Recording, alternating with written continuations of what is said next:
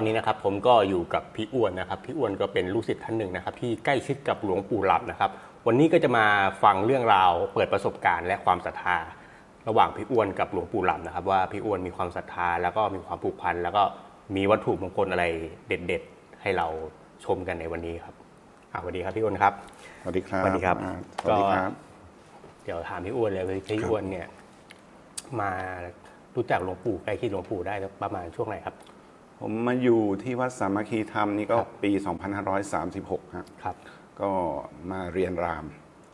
ก็คือในยุคนั้นก็คือพี่ชายเขามาอยู่กับครับ เสร็จแล้วก็เขาเป็นตำรวจเขาก็มาจับคนดมกาวในย่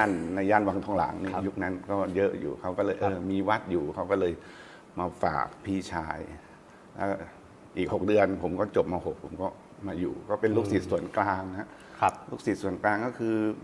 ตอนเย็นเราก็ต้องกวาดลานวัดเช้าออกบิณฑบาตกับพระกลับมาก็จัดศาลานั่งรอพระฉันจนเสร็จแล้วก็ล้างปิ่นโตเก็บกวาดก็แต่ละวันก็เกือบจะหมดไปกับภารกิจของวัดครับพี่อ้วนแล้วพี่อ้วนใกล้ชิดหลวงปู่มาเนี่ยพี่อ้วนสัมผัสปาฏิหาริย์อะไรของหลวงปู่บ้างครับคือส่วนตัวพี่เลยนะแบบว่าคิดว่ามันทำตะกรุดใต้น้ำตะกรุดใต้น้ำยุคแรกๆเนี่ยท่านก็ไปดำน้ำที่จันทบุรีประมาณช่วงปี 2530ครับอันน่ารู้สึกว่าให้ทหาร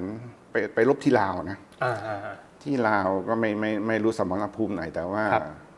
เคยได้ยินท่านบอกไปรบที่ลาวแล้วก็เสกให้ไปก็คือไม่โดนยิงไม่โดนกระสุนฆ่าศึกไม่โดนกระสุนฆ่าศึกก็คนก็หากันเยอะอยู่นะรุ่นปี30นั่นแล้วพอตอนหลังยุคประมาณปี47-48นะครับคนก็อยากให้ท่านสร้างอีกแต่ท่านบอกว่าท่านด้วยอายุช่วงนั้นน่าจะ60 กว่านะมั้งคือท่านบอกว่าร่างท่านมันค่อนข้างอวบอ้วนการจะลงไปดำน้ำมันก็จะทำลำบากเพราะว่าในช่วงปี30นะท่านบอกว่าบางทีท่านต้องเอาหินไปถ่วงคือไปถ่วงไม่แน่ใจว่าบางทีท่านลงไปหรอท่านลงไปแล้วเจอเสาหินสักต้นหนึ่งอยู่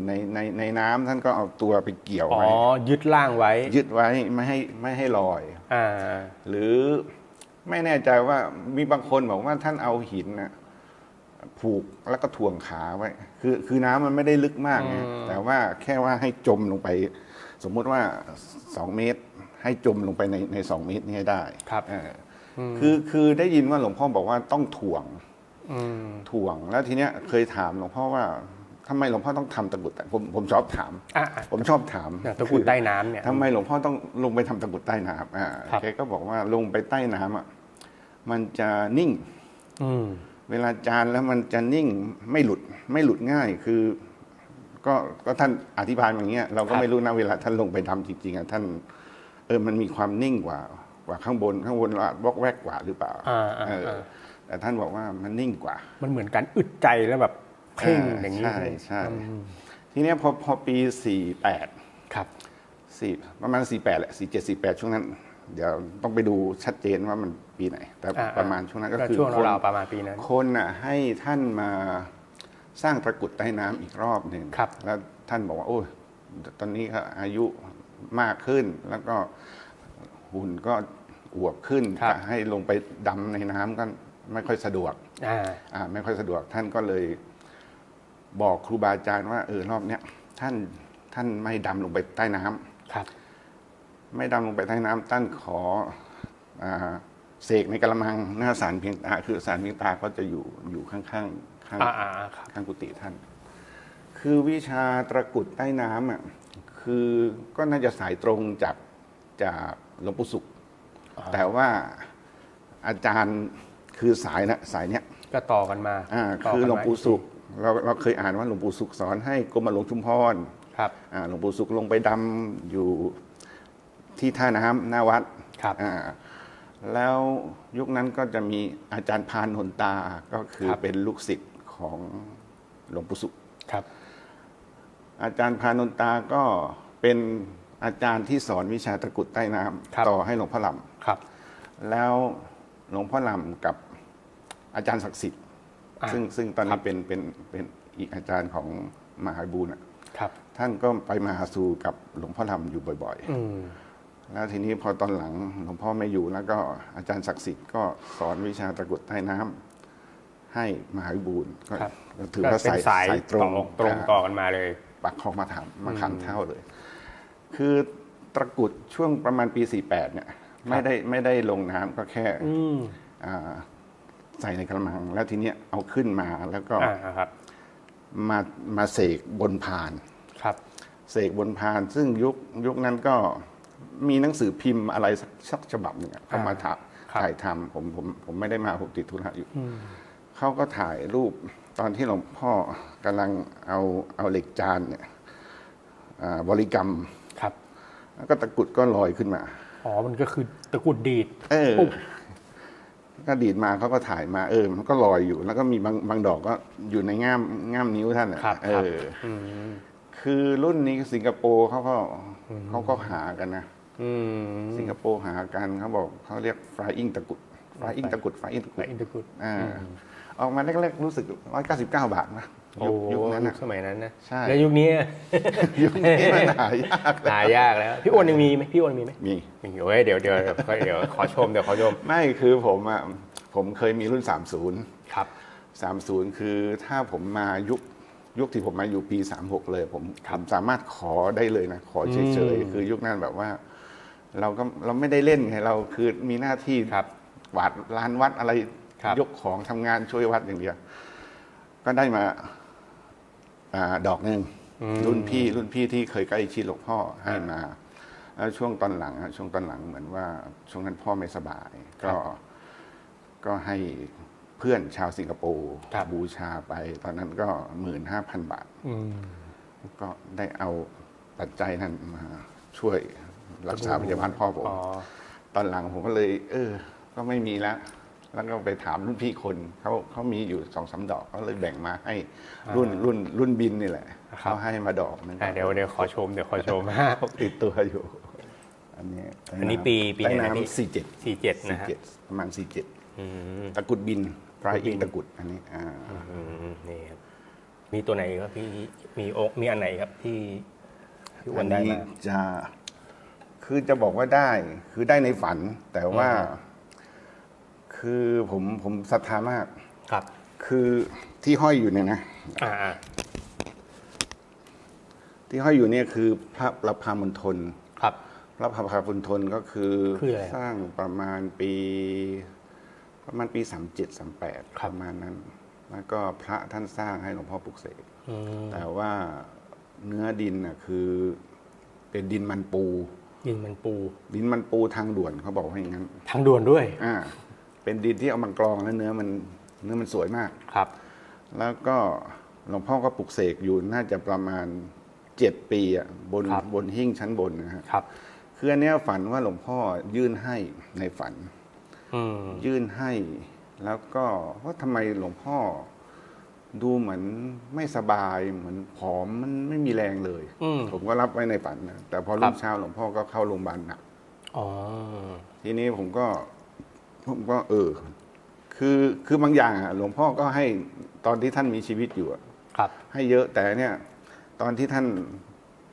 านให้ในฝันแล้วก็ว่าทำไมหลวงพ่อผอมมากพอรุ่งเช้าท่านก็เข้าโรงพยาบาลหนักเลยครับทีนี้ผมก็เอาไปปิดทองคำเปลวเองครับปัดเงาให้เงาแล้วก็ห้อยแล้วก็คืออันนี้รู้สึกว่าไปไหนมาไหนคนเมตตาครับคนเมตตาคือพระประภามณฑลเนี่ยก็น่าจะสายหลวงปู่สุขครับแล้วพระท่านที่สร้างให้หลวงพ่อปลุกเสกนะท่านบอกว่าท่านก็ฝันว่าท่านเห็นมีพระมีแสงลอยมาตอนที่เขาจะให้ท่านสร้างนี่แหละท่านก็เลยสร้างเป็นพระประภามณฑลคืออันเนี้ยจะบอกว่าเมตตามากบางทีสมัยก่อนเราเหมือนทะเลาะกับเพื่อนร่วมงานครับแล้วเราเคยให้เพื่อนร่วมงานไปแล้วก็เราก็โกรธไม่ลงแบบมัน เด่นทางเมตตาใช่แล้วทีนี้ก็เลยห้อยมาห้อยก็รู้สึกครับไปไหนมาไหนก็คนคนเมตตาเพราะเป็นดินด้วยแหละ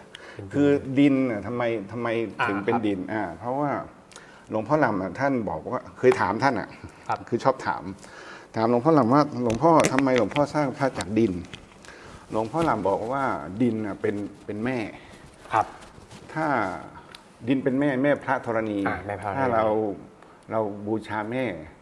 เราก็จะมีแต่ความเจริญรุ่งเรืองแม่คุ้มครองเราใช่หลวงพ่อลำพูดอย่างนี้ เพราะว่าคือด้วยมีพระเนื้อดินเยอะที่ท่านสร้างก็เลยถามว่าทำไมหลวงพ่อสร้างพระจากเนื้อดินแล้วก็มีอะไรอีกบ้างครับพี่ต่อมาก็จะเป็นพระปิตาอันนี้ปีไหนครับปีไหนปิตาปี30ซึ่งคือทีแรกผมก็จะบอกว่าผมก็ไม่สนใจนะผมไม่สนใจเพราะว่าผมเคยมาช่วยที่ตู้วัตถุมงคลครับแล้วก็มีคนหนึ่งมาถามหลวงพ่อว่าครับหลวงพ่ออะไรดีที่สุดหลวงพ่อตอบไปตอนนั้นว่าหลวงพ่อลำตอบว่าพระปิดตาใต้โบสถ์ทำไมถึงเป็นเช่นนั้นเพราะว่าพระปิดตาใต้โบสถ์เนี่ยเอาดินจากที่ท่านไปธุดงค์แล้วไปเข้าฌานเข้าสมาธิไปเจอพ่อปู่เอาดินบริเวณนั้นมาทำเป็นพระปิดตาซึ่งปั๊มไป 84,000 องค์โอ้โห 84,000 องค์ก็เท่ากับพระธรรมขันธ์84,000แล้วก็มีการปลุกเสกแล้วก็ใส่ไว้ใต้โบสถ์ครับพอยกโบสถ์ปี47ก็นำขึ้นมาบางส่วนครับแล้วจะมีรูปที่หลวงพ่อท่านยิ้มมากเลยนะตอนที่ลูกศิษย์ไปขุดพระปิดตาใต้โบสถ์ตอนที่ยกโบสถ์มาให้ท่านโอ่งอย่างเงี้ยท่านก็จะยิ้มดูหน้าตาท่านแบบว่าท่านยิ้มมาก แล้วก็ท่านเคยบอกว่าคือองค์เดียวก็คุมทั้งรถถ้าไปกันทั้งคันอย่างเงี้ยทีนี้คืออันเนี้ยด้วยพระปิดตาพระควัมปตินะครับก็ทั้งแคล้วคลาดปลอดภัยทั้งมีโชคมีลาภทีนี้จะคือประสบการณ์ส่วนใหญ่จะออกไปทางแคล้วคลาดปลอดภัยเดินทางไปไหนก็ปลอดภัยคือมีคนสิงคโปร์เขาลูกศิษย์สิงคโปร์เขาเล่าให้ฟังว่าเขามีคนห้อยพระเนี่ยแล้วก็ตกสะพานอะไรสักอย่างแล้วก็ไม่เป็นไรนี่ผมก็เลยด้วยหลวงพ่อท่านชอบดูใบหน้าวันที่คนลูกศิษย์เอาปิดตาใต้โบสถ์มาให้ท่านยิ้มมากเลยท่านมีความสุขมากคือท่านก็จะพูดเสมอว่าปิดตาพ่อปู่ปิดตาพ่อปู่ก็คือดินที่เอามาทำครับเอามาจากที่ไปนั่งกรรมฐานเจอพ่อปู่แล้วก็สร้าง 84,000 องค์เผาแล้วก็ปลุกเสกเสาห้าแล้วก็พิธีดีด้วยใช่นี่พี่อ้วนก็มาปิดทองมีความแคล้วคลาดปลอดภัยแต่พี่จะบอกว่าคือพี่ห้อยหลวงพ่อลำเกือบจะ 100% แล้วเมื่อ2 ปีก่อนพี่ถูกรางวัลที่5โอ้โหพี่ก็ห้อยอยู่แค่2 องค์นี้2 องค์นี้แล้วก็มีบางคราก็จะห้อยท้าวเวสบ้างกับเหรียญนี่อันนี้มาคุยท้าวเวสกันดีกว่าท้าวเวสนี่รุ่นแรกเลยไหมปีท้าวเวสอันนี้องค์ใหญ่รุ่นแรกของวัดรุ่นแรกแต่ก่อนหน้านี้คือมีสร้างแต่ว่าเป็นบล็อกจากแถววัดรัตนดาทั่วไปแต่อันนี้คือถอดแบบจากองค์ที่ยืนหน้าโบสถ์ครับองค์ที่ยืนหน้าโบสถ์ก็คือสร้างปี 2532ปี32ครับก็คือในยุคก่อนไม่แน่ใจว่าเขาบอกว่าแถวเนี้ยเหมือนว่าผีดุหรืออะไรสักอย่างหลวงพ่อมาสร้างวัดก็เลยสร้างท้าวเวสคุมท้าวเวสไว้หน้าวัดแล้วอันนี้คือก่อนหน้านี้ก็จะมีรุ่นเล็กๆรุ่นสีเขียวรุ่นอะไรเล็กๆสีเป็นขนาดตอนที่ทำบล็อกอันเนี้ยพระอาจารย์ท่านบอกว่าให้อ้วนไปถ่ายรูปหน่อยเพื่อจะเอาส่งให้โรงงานทำบล็อกก็เลยไปจุดธูปบอกท่านองค์ใหญ่แล้วเราก็ขึ้นบันไดไปถ่ายทุกมุม ถ่ายหน้าถ่ายหลังถ่ายทุกมุมแล้วก็ส่งให้พระอาจารย์ก็เอาไปให้โรงหล่อแล้วพอวันที่หล่อคือวันที่25 กุมภาพันธ์ 2550 ปี 50ก็ทีแรกคือผมก็ไม่ได้ติดใจรุ่นนี้นะจะบอกว่าไม่ได้ติดใจผมมีรุ่นเล็กผมว่าชอบรุ่นเล็กๆครับเล็กๆดูน่ารักดีผมก็เคยเช่าไป 30-40 องค์ไปแจกเพื่อนๆญาติครับแล้วองค์นี้ผมว่ารู้สึกบอดี้ท่านแน่นไปดูว่าท่านอ้วนไปไม่จองไม่อะไรเลยแล้วพอคือต้องจองก่อนแล้วพอวันถ่ายวันเททองหล่อก็คือ เราก็ถ่ายหลวงพ่อก็เททองหล่อตอนบ่ายโมงแดดร้อนเปรี้ยงๆแล้วบล็อกก็ไฟลุกควันขโมงก็ไม่มีอะไรแล้วก็ผ่านไปประมาณอาทิตย์หนึ่งผ่านไปประมาณอาทิตย์หนึ่งก็ฝันว่าบรรยากาศเหมือนหน้าวัดตรงหน้าวัดที่หล่อเนี่ยร้อนเปรี้ยงๆตอนบ่ายโมงเลยแล้วก็มีหลุมไอ้ที่เขาหลอมเบ้าที่เขาไฟลุกๆคล้ายๆบ่ออย่างนั้นเลยแล้วก็มีทองร้อนๆอยู่เต็มบ่อนั่นเลยแล้วมีคนตัวดำๆคนหนึ่งนะครับตัวใหญ่นุ่งจงกระเบนแดงแล้วก็ตักไอ้ทองร้อนๆเนี่ยที่หลอมตักราดแขนไม่เป็นไรเลยแล้วก็ตื่นมาแล้วก็มาบอกหลวงพ่อเนี่ยผมฝันว่าอย่างเงี้ยมันหมายความว่าไงหลวงพ่อบอกว่าจริงๆท่านอาจจะมาเทเองก็ได้ หรือท่านอาจจะให้บริวารมาช่วยเททองหล่อในวันนั้นนะแต่ตอนเทหลวงพ่อก็เทเป็นประธานนะก็ไม่รู้ทีนี้จากนั้นมาก็คือประสบการณ์เราก็เจอมาเรื่อยๆวันหนึ่งคือเราก็ไปตามหาองค์นี้ก็คือองค์ที่หล่อที่วัดแล้วก็ถอดบล็อกตอนหล่อบ่ายโมงถอดบล็อกตอน4 โมงครึ่งประมาณนั้นเราก็ไปตามหามาว่าองค์นี้อยู่ไหนแล้วเราก็ไปให้อู่รถพ่นสีทองให้ซื้อสีให้เขาพ่นให้แล้วก็ไว้ที่ห้องแล้วก็นอนไปประมาณตี 2นี่แหละแล้วองค์นี้ก็ลอยมาจากข้างหน้าเลยนะลอยมาอยู่ที่หน้าผากเราที่ตรงเนี้ยแล้วก็เสียงดังกึกก้องเสียงไม่ได้เหมือนที่เราพูดกันอย่างนี้เสียงดังเหมือนว่ากลางวานมากบอกว่าเราเป็นท้าวเวสสุวรรณแล้วก็มาให้พรยาวมากเลยนะให้พรให้มีความสุขแต่ว่าเสียงแบบไม่ใช่เสียงที่เราคุยกันอย่างนี้เสียงแบบว่าเสียงเหมือนฟ้าคำรามอย่างเงี้ยนะทีนี้เราก็ห้อยมาตลอด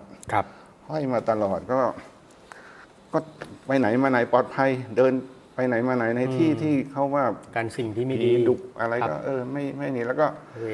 ยุคหน้าก็ถูกหวยบ่อยคือไม่ได้เชิญชวนว่าถูกหวยคือด้วยรุ่นที่หล่อเนี่ยปี50เนี่ยก็ออกหวยบ่อยแล้วคนคือตอนนั้นเรามาช่วยที่ตู้วัตถุมงคลแล้วเราก็มักจะเขียนเลขคือไม่ต้องมาส่องกันเขียนให้เลยว่าองค์นี้เบอร์เท่าไหร่ใครมาก็อยากได้เบอร์ไหนก็มาเลือกตามนั้นเลยแล้วคนนั้นบอกนี่ฉันเช่าไปเขาถูกนี่ผมเช่าไปเขาถูกคือมีคนมาเล่าให้ฟังบ่อยมากว่าท่านให้ถูกหวยบ่อยปี50ตอนนั้นดังมากปีดังใช่เวสสุวรรณก็ประมาณนั้นก็คือเราก็ห้อยมาตลอดถึงบางทีไม่ได้ห้อยตอนนี้แต่ว่าเดินทางไปไหนเราก็พกท่านไปตลอดต่อมาอันนี้เป็นเกษาเนี่ยพระอาจารย์มหาบูรณ์ท่านไปปรงผมวันที่เราไปรับสรีระสังขารที่โรงพยาบาลวิชัยยุทธวันที่25 มีนาปี 62แล้วก็ขอพระอาจารย์ว่าผมขอเกษาหลวงพ่อวันนี้มาหน่อยนึงแล้วก็ช่วงนั้นผมก็มาช่วยถ่ายงานหลวงพ่อทุกวันเป็น100 วันแล้วก็เอาเกษาเนี่ยใส่ในถุงพลาสติกแล้วก็ใส่ในกระเป๋ากล้องกับตุ๊กแกเข็มกลัดตัวนึงพอตอนไปรับศพผมใส่เสื้อแขนยาวผูกเนคไทแล้วก็เอาตุ๊กแกกัดไปตุ๊กแกเข็มกัดไปก็ถ่ายงานมาทุกคืนถ่ายงานบำเพ็ญกุศลเกือบ100 วันแล้วก็ช่วงหลังพอย้ายหลวงพ่อมาอยู่นี่ก็เลย คืนกล้องไปยืมกล้องพี่ชายมาตัวหนึ่งกับกล้องพระอาจารย์ก็คืนเหลือแต่กระเป๋าไปค้นกระเป๋าก็มีเกศาหลวงพ่ออยู่ ครับ อ้าว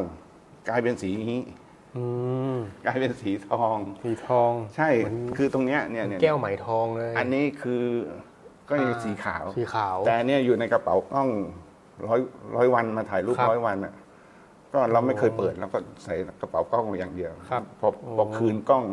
กลายเป็นสีนี้ สีทองเลย ใช่ก็รู้สึกว่าดี เพราะว่าผมก็เปิดดูบ่อยๆนะผมรู้สึกมีความเคลื่อนไหว มีความเปลี่ยนแปลงเสมอ ครับ แต่ว่าไม่ขาวแล้ว ออก บางทีก็รู้สึก ออทองเลย ว่ามีพลังก็ดีก็ เพราะว่าพระอาจารย์บอกว่าบางคนเอาไปก็ไม่แปลสภาพ ไม่แปลสภาพ ใช่ แต่เราด้วยเราอะคือศรัทธาหลวงพ่อมาก ครับ ที่บ้านอะมีองค์ลอยเนี่ยองค์ลอยนี่นะครับ องค์ลอยคือปกติเราก็จะทำความสะอาดไม่โดนฝุ่นเลย แล้วช่วงหลวงพ่อละสังขารเนี่ย อืม มีเหมือนน้ำตาออกมาจากตาสองข้างของ ของรูป รูปหล่อ รอย รูปหล่อรอย แต่ของคนอื่นไม่รู้ แต่ของผมที่บ้านแบบ โอ้โห มีน้ำออกมา ตรงเนี้ย ครับ ก็เป็นสิ่งแปลก อืม อันต่อมาจะพูดถึงเรื่อง เหรียญรูปเหมือน เหรียญปี44 ครับ คืออันเนี้ย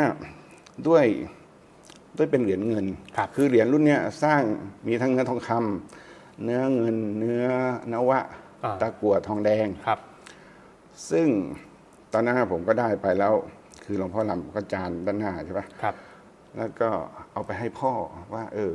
พ่อเอาเหรียญนี้ใส่กระเป๋าตังค์ไว้นะเหรียญเนี้ยมันเหมือนมันเปรียบเสมือนว่าเหรียญเงินเหรียญ เหรียญเงิน เพราะว่ามันไม่มีหู ครับ แล้วมันทำด้วยเงิน ครับ พ่อจะได้แบบร่ำรวย อ่า ใส่กระเป๋าตังค์พ่อไว้ แล้วพ่อเสียชีวิต ครับ ด้วยเป็นโรคเสียชีวิต แล้วตอนนั้นอ่ะ ผมยังกลับไปไม่ทัน น้องสาวก็ค้นกระเป๋าพ่อ ครับ แล้วก็เจอเหรียญหลวงพ่อล อืม ำแล้วน้องสาวก็คิดว่า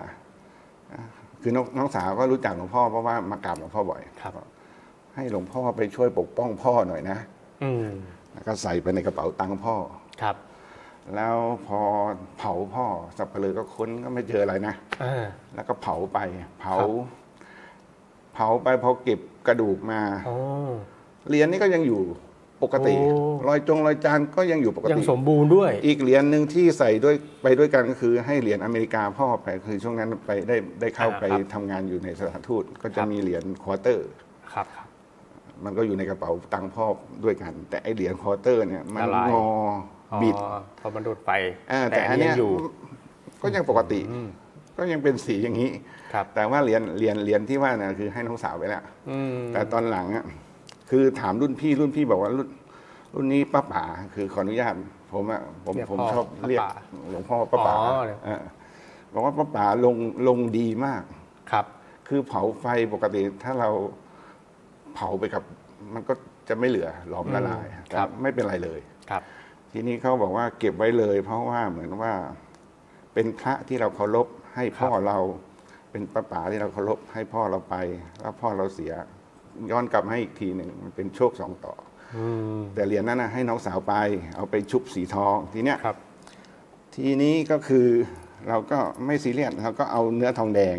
ครับ ที่มีรอยจานเนี่ย อืม มาปิดทองคำเปลวเอง อ๋อปิดเองเหมือนเดิม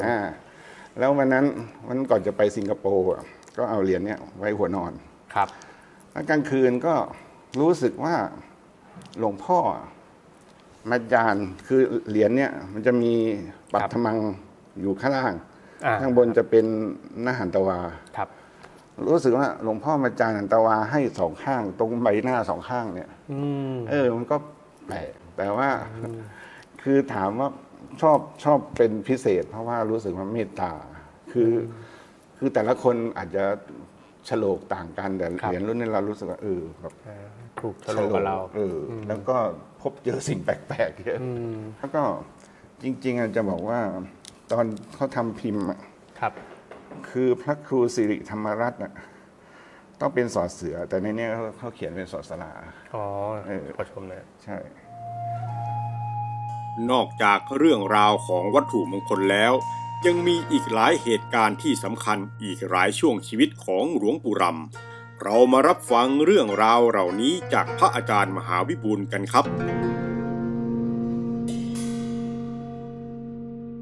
และก่อนจะไปรับฟังเรื่องราวก็ได้มีศิษย์ชาวสิงคโปร์ที่ทำงานอยู่ที่เมืองไมอามี่ประเทศสหรัฐอเมริกา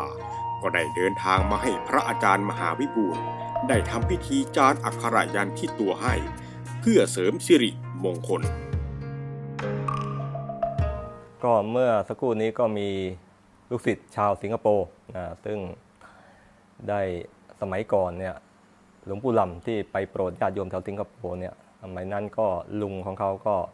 ได้มาศรัทธาสมัยนั้นเขาก็ยังไม่ได้เจอเขายังเด็กๆอยู่ก็พอโตขึ้นมาเขามีโอกาสได้ไปทำงานที่อเมริกาแล้วก็กลับมาเยี่ยมบ้านก็เลยได้มีโอกาสได้มาสืบหาว่าหลวงปู่ลำที่ประเทศไทยอยู่ที่ไหนก็เลยได้มาเจอกันแล้วก็ได้รู้ว่าหลวงปู่ลำยังมีลูกศิษย์สืบทอดวิชาเขาเรียกว่าลงน้ำมันพวกนี้อยู่ก็เลยอยากจะได้ลงน้ำมันตรงนี้แล้วก็มันเป็นความเชื่อความศรัทธาของเขานะทีนี้มาพูดถึงวัดบางย่าแพรกวัดบางย่าแพรกเป็นวัดที่หลวงปู่ลำได้บวชแล้วก็ศึกษาวิชาที่นั่น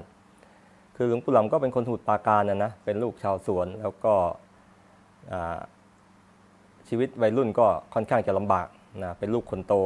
ลูกคนจีนนี่ก็ถือว่าเป็นหัวเรี่ยวหัวแรงของครอบครัว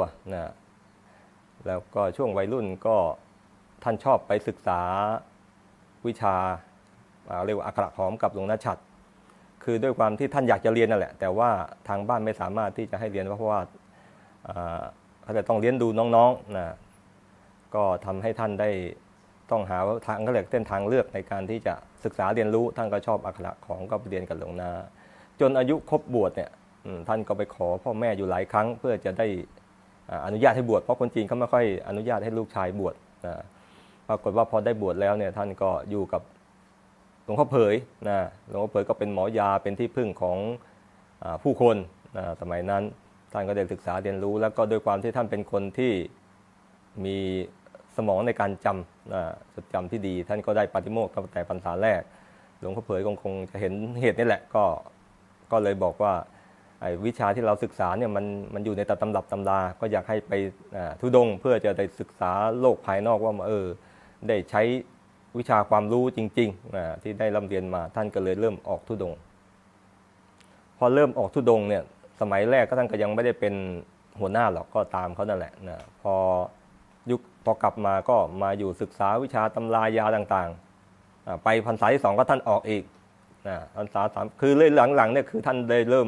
ด้รับการยอมรับจากเขาเรียกว่าสหธรรมิกหรือเพื่อนๆด้วยกันให้ท่านเป็นหัวหน้าเพราะว่าท่านจะมีความเก่งรอบด้านพอเริ่มมีผู้ติดตามในการธุดงค์ลุกขมูลต่างๆเนี่ยท่านก็คิดที่จะทำเชือกคาดเอวท่านเรียนวิชาน่าจะเริ่มตั้งแต่บวชจนไปศึกษาเพิ่มเติมมาอีกแล้วก็จนได้เชือกคาดเอวที่สมบูรณ์ก็จะให้ทำไว้ให้ลูกศิษย์ที่ติดตามในการธุดงค์ในยุคนั้นทุกคนก็จะมีเชือกคาดเอวของหลวงปู่ท่านบอกว่าเริ่มทำเมื่อ2499ก็ถือว่าช่วงราวปี2500นั้นแล้วก็ทำมาเรื่อยๆในยุคนั้นท่านเดินเท้าไปเรียนตามครูบาอาจารย์ต่างๆก็ทำให้ได้เชือกคาดเอวมาในถือว่าเป็นวิชาอันดับต้นๆของท่านเลยในช่วงที่ท่านธุดงค์อยู่นั้นท่านก็ศึกษากรรมฐานหลายๆที่สมัยก่อนเวลาจะฝึกกรรมฐานเนี่ยต้องไม่ได้ฝึกคนเดียวต้องไปอยู่กับครูบาอาจารย์ต้องไปก็เรียกว่ามันเป็นเรื่องของการที่จะต้องไปลงเอกสารว่าเราชื่ออะไรแล้วก็เรามาเรียนเข้าสำนักนี้กรรมฐานก็แต่สำนักก็จะไม่เหมือนกันใครเป็นคนรับเรื่องไว้แล้วก็เสร็จอบรมเสร็จเขาก็จะเรียกว่าการันตีให้ว่าคนนี้ผ่านการอบรมฝึกศึกษาจากที่นี่ไปแล้วนะแต่ท่านยังไปอีกหลายๆที่จะเป็นแบบเป็นทางการนี่เป็นทางการอย่างอีสานเนี่ยท่านก็ไปได้รับรู้ได้ศึกษามาในเรื่องของการเขาเรียกนั่งสมาธิแบบไป ดูนรกดูสวรรค์เนี่ยท่านก็ไปศึกษาของอาจารย์พานนนตาเนี่ยนะก็ทำให้ท่านมีชื่อเสียงพวกนี้มากเพราะว่าคนจะมาหาท่านน่ะคือวิชาพวกนี้มันไม่ใช่ว่าจะต้องไปมันเกิดจากความเขาเรียกว่าไม่เชื่อนะที่ท่านดังในต่างชาติเพราะว่าเขาไม่เชื่อเรื่องนี้แหละแต่พอได้ท่านได้พากันก็เลยพา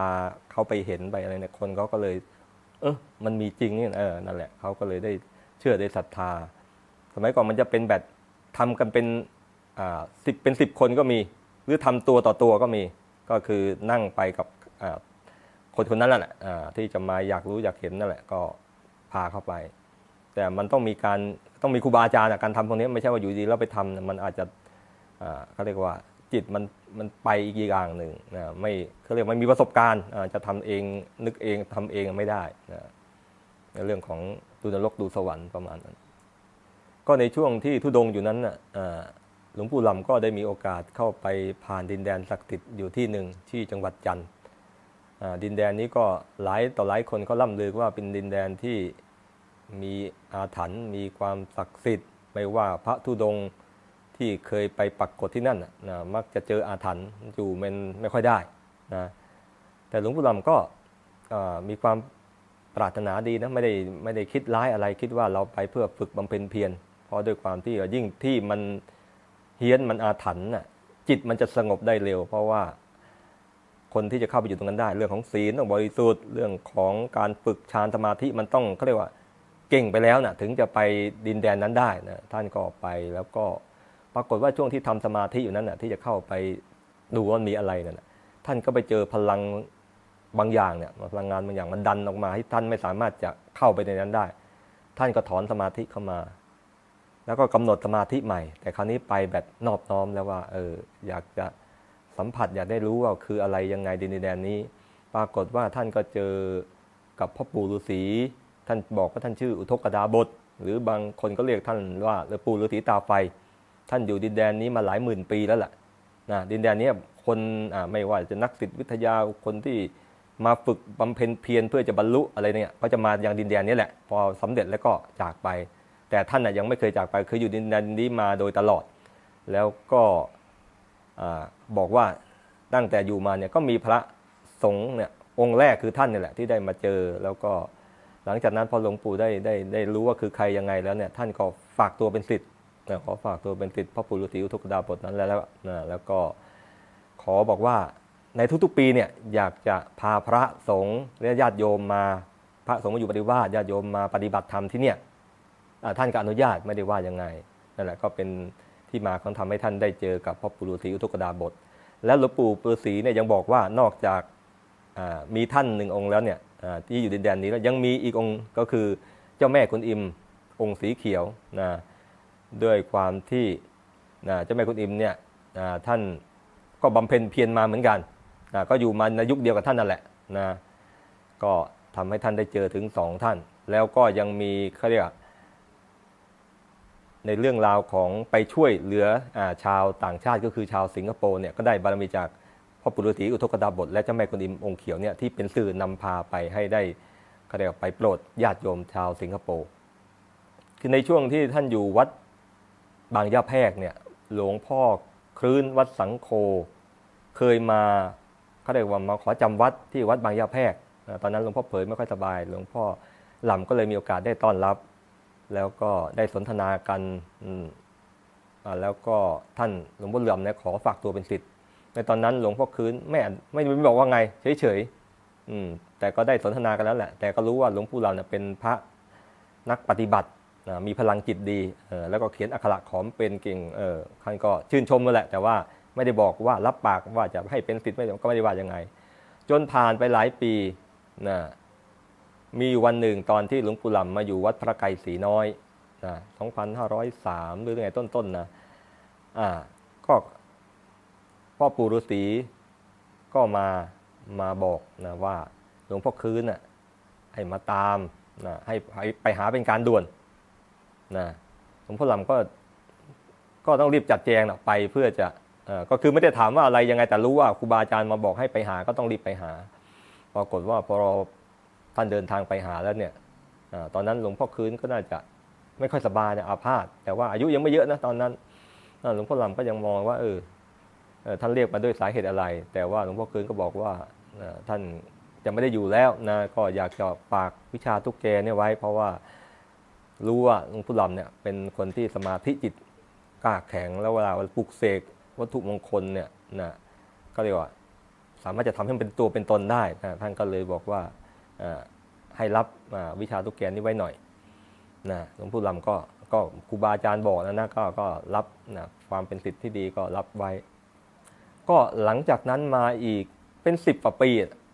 นะท่านถึงได้สร้างตุ๊กแกรุ่นแรกในช่วงปี2516นะช่วงนั้นกำลังจะสร้างโบสถ์วัดที่วัดสามัคคีนี่แหละก็นึกถึงคำหลวงพ่อคืนนะว่าเรียนไปเถอะต่อไปมันจะได้สร้างวัดสร้างวาด้วยช่วยสงเคราะห์คนในตอนนั้นถ้าก็ยังไม่รู้ว่ามันจะคือลักษณะนี้แหละก็เลยเอามาไว้ก่อนก็เนี่ยเป็นครั้งแรกที่เริ่มสร้างตุ๊กแกแล้วก็หลังจากนั้นก็มาปี30ถึงเตรียมจะฉลองโบสถ์นี่เริ่มเสร็จแล้วปี30ฉลองก็เลยต้องสร้างตุ๊กแกขึ้นมาอีกแต่ครั้งนี้จะสร้างเยอะแล้วตัวใหญ่นี่น่าจะเป็น 3,000 ตัวมั้งเนื้อปูนแล้วก็มีเข็มกัดด้วยชุดนั้นจะสร้างเยอะหน่อยนะเพราะว่ามันพิธีใหญ่หลังจากนั้นเราถัดอีกมาอีกหลาย10 ปีก็เราปี4กว่า2540 41 42นั่นไม่รู้ละราวๆนั้นแหละก็มีการสร้างอีกแต่ก็ตัวใหญ่ๆก็ไม่ค่อยเยอะจนมาที่ดังที่สุดก็คือ2146ที่เริ่มสร้างเป็นตัวเล็กครั้งแรกเนี่ยนั่นแหละถึงจะ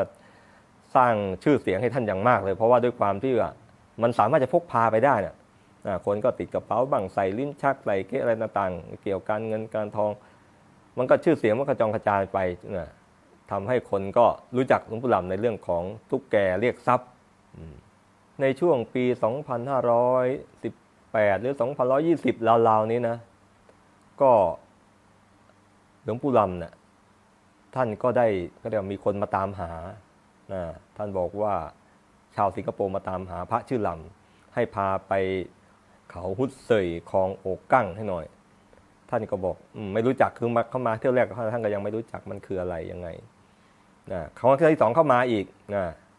จนเขาก็ตั้งใจนั่นแหละว่าแต่ว่าคุยไปคุยมาก็เลยมองว่าภาษาจีนคำว่าโอกั้งของโอกั้งเขาฮุดเซยมันจะน่าจะถึงคลองใยดำหรือจากเขาชะโงกท่านก็เลยบอกว่าน่าจะเป็นที่นี่เขาบอกว่าเขาจะไปตามหาพ่อปู่ฤาษีอุทกดาบทหลวงปู่หลังก็จำได้ว่าต่อไหมที่ทุดงในตอนยุคที่ทุดงท่านเจอกับพ่อปู่ฤาษีอุทกดาบทเนี่ยท่านก็เลยบอกน่าจะเป็นที่นี่แหละก็เลยติดต่อชาวสิงคโปร์คนนั้นเขาชื่ออาหลำก็ได้บินมาแล้วก็หลวงปู่หลำก็ได้พาไปเจอดินแดนศักดิ์สิทธิ์แล้วก็ได้เข้าสมาธิได้เข้าไปเห็นดินแดนนั้นจริงๆว่ามีพ่อปู่ฤาษีมีเจ้าแม่กวนอิมจริงทำให้ชาวสิงคโปร์นั้นก็ทุกปีก็จะมาเดินทางมาปฏิบัติธรรมกับหลวงปู่หลำแล้วก็ได้นิมนต์หลวงปู่หลำไปโปรดชาวสิงคโปร์ด้วยทุกปีหลวงพ่อไปตั้งแต่ยุคนั้นจนถึงยุคปี60ก็ถือว่า40 ปีได้มั้งท่านไปสิงคโปร์ตลอดทีนี้มาพูดถึงอาหลำเนี่ยคืออาหลำนี่ก็เหมือนเป็นแบบคนที่ทรงอิทธิพลคือคนเป็นที่รู้จักนะเขาเรียกว่าดูแลพวกคุ้มครองคุ้มครองคนที่เรียกว่ามีอิทธิพลมากเรียกว่าใครๆก็ต้องรู้จักแกทีนี้แกมานับถือพระสงฆ์ที่เป็นคนไทยทำให้ลูกศิษย์ลูกหาของอาหลำก็คืออาหลำที่ว่าปู่ฤาษีไปช่วยแสดงปาฏิหาริย์เนี่ยก็เลยทำให้มานับถือหลวงปู่หลำด้วยเพราะฉะนั้นมันก็เลยเสริมบารมีกันคราวนี้เขาก็พากันมาสร้างโรงเจที่อยู่ข้างวัดสามัคคีธรรมเนี่ยถือว่าโรงเจยิ่งใหญ่นะสร้างภายในไม่กี่ปีก็สำเร็จหมดงบประมาณไป 40-50 ล้านโดยได้ทุนหลักก็คือพวกชาวสิงคโปร์ลูกศิษย์อาหลำนี่แหละอาหลำก็เคยมาบวชที่เมืองไทยนี่แหละปู่หลำก็ได้บวชให้แล้วก็ลูกศิษย์ลูกหารุ่นหลังๆก็ยังมีมาอย่างต่อเนื่องณปัจจุบันนี้ก็ยังมีมาอยู่ตลอดเมื่อพูดถึงศิษย์หลวงปู่หลำเนี่ยหลวงปู่หลำเนี่ยมีศิษย์ด้วยกันอยู่มีอาจารย์นาวัดบางปิ้งพระอาจารย์นามีอาจารย์เปลววัดแหลมที่สมุทรปราการเหมือนกัน2 องค์นี้เขาเรียกว่าถือว่าเป็นอาจารย์นาเป็นศิษย์เอกศิษย์รองก็คือเรียกว่าทั้งหลวงปู่หลำนั่งเนี่ยซ้ายขวาก็คืออาจารย์นากับอาจารย์เปลว แล้วที่อีกองค์หนึ่งก็คือคนหนึ่งก็คืออาหลำถือว่าเป็นลูกศิษย์เหมือนกันเป็นชาวสิงคโปร์ส่วนใหญ่ลูกศิษย์หลวงปู่หลำจะเป็นพระนะแล้วก็เขาก็จะมาในยุคของหลังจากหมดสองท่านนี้แล้วคือท่านเสียก่อนหลวงปู่หลำนะทั้งศิษย์ทั้งสองคนเนี่ยเสียก่อนหลวงปู่หลำก็มาในยุคหลังนะ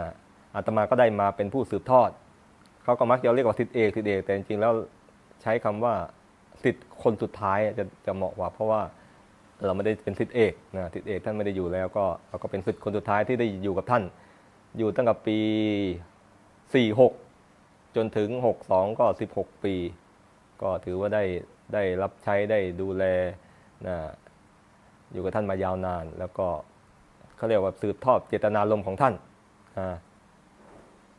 และเพื่อเป็นการแสดงความกตัญญูกตเวทีต่อครูบาอาจารย์นะก็ทั้งเจ้าอาวาสก็ดีทั้งอาตมาก็ดีก็เลยได้คิดจะสร้างมณฑปเพื่อเป็นการประกาศชื่อเสียงเกียรติคุณของท่านหลวงปู่หลำเป็นคนที่สมถะไม่ได้นิยมชมชอบในการต้องสร้างสิ่งที่บรรใหญ่โตอะไรท่านอยู่แบบสมถะแต่เราเป็นลูกศิษย์เราจะเชิดชูครูบาอาจารย์ก็ต้องสร้างสิ่งที่มันยิ่งใหญ่สมกับท่านได้สร้างวัดสามัคคีธรรมจนเป็นที่รู้จักจนยิ่งใหญ่ขนาดนี้นะมณฑปของหลวงปู่หลำเนี่ยสร้างเมื่อปี2567 68ปีนี้69เนี่ยก็ใกล้จะเสร็จแล้วเหลืออีกนิดหน่อยนะแล้วก็ยังมีศาลาธรรมทานที่สมัยหลวงปู่หลำสร้างไว้แต่ตอนนี้มันทรุดโทรมก็เลย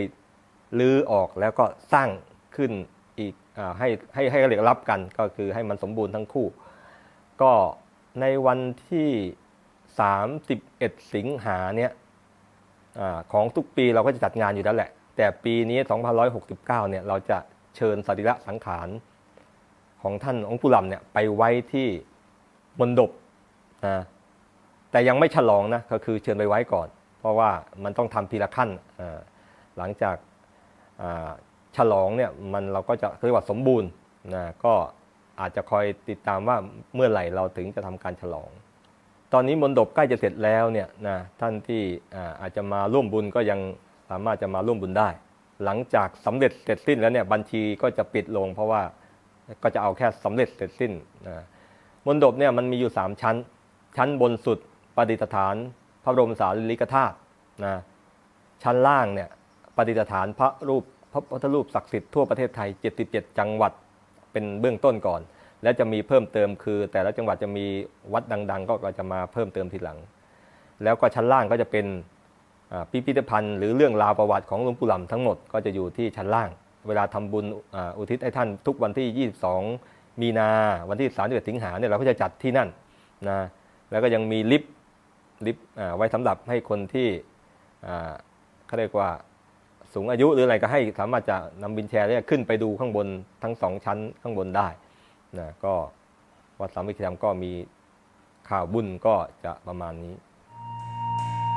ตลอดหลาย10 ปีที่ผ่านมาผู้คนจำนวนมากทั้งชาวไทยชาวสิงคโปร์ชาวฮ่องกงรวมถึงนักธุรกิจจากหลากหลายวงการต่างเดินทางมาที่วัดสามัคคีธรรมด้วยความศรัทธาที่มีต่อหลวงปู่หลำและพระอาจารย์มหาวิบูลย์พี่ชื่ออะไรนะครับเบอร์นี่ครับเ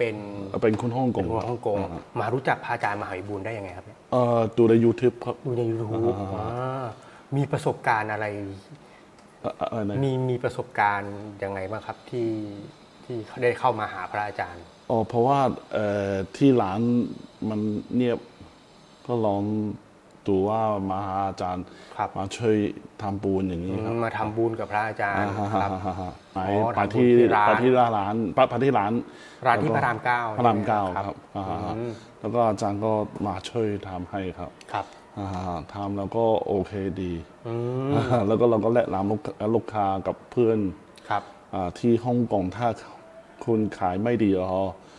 ก็ทำด้วยครับอย่างนี้ก็คือทำให้ร้านก็เลยแบบว่ามีคนมีลูกค้าเข้ามาเยอะแล้วก็ช่วยซื้อของอะไรอย่างนี้เยอะตอนนี้ที่ได้วัตถุมงคลมาเนี่ยจากพระอาจารย์เนี่ยมีอะไรบ้างมีตุ๊กเจแล้วก็มีจระเข้แล้วก็มีตุ๊กตา แม่นางตุ๊กตา แม่นางตุ๊กตา ก็เป็นสาย